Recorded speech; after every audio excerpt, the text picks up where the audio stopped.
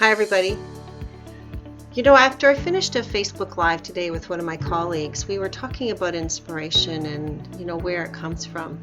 And one of the things that I find that happens the most is that people say, I don't have inspiration. I'm not creative. I'm not an artist. I don't know how to build something, make something, create something, draw something, paint something, design something. And we talked about that today, about that it doesn't come in the forms of the actual physical of doing, that the inspiration is about being, about learning to be with oneself and being inspired by the simplest things. Inspiration can come when you're looking at the clouds and you sit there daydreaming. You're being inspired by the clouds and you start to see shapes and forms, which leads to happy thoughts and freedom. And that's called inspiration.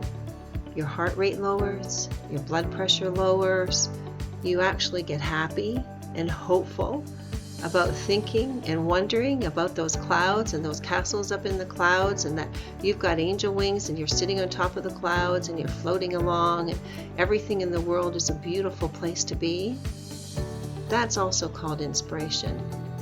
So we talked about too how inspiration comes from the deepest places when we're willing, here's the key, when we're willing to let go of expectation of how something's supposed to look, of the outcome of something that we're inspired to begin to do. One of my clients had said to me once that she says, I don't have inspiration, I'm not creative, I don't have any of that artsy-fartsy ideas, but I love to get in the kitchen. And I said, hello, that's called inspiration. You're being inspired, you're being called into the kitchen. Being called into means you're being inspired. It means something or someone or it, the ultimate source that is beyond all sources, a creator, is nudging you into the kitchen to become creative, to be inspired to be creative. Inspiration comes in all different types and many types. Did I say all, many, and many, all, whatever? All different types of ways.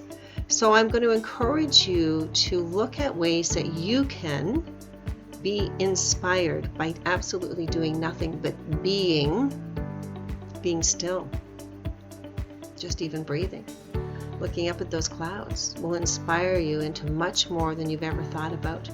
Because when you're calm, when you're quiet, when you're peaceful, when you're balanced, when you're in harmony, that's when you can hear the inspired voice from within, leading and guiding you to something that will ultimately be for your highest good and will feel so good. So guys, learn to come from a place of being inspired within and watch how things start showing up in your life. That'll make you feel and be inspired. Bye for now.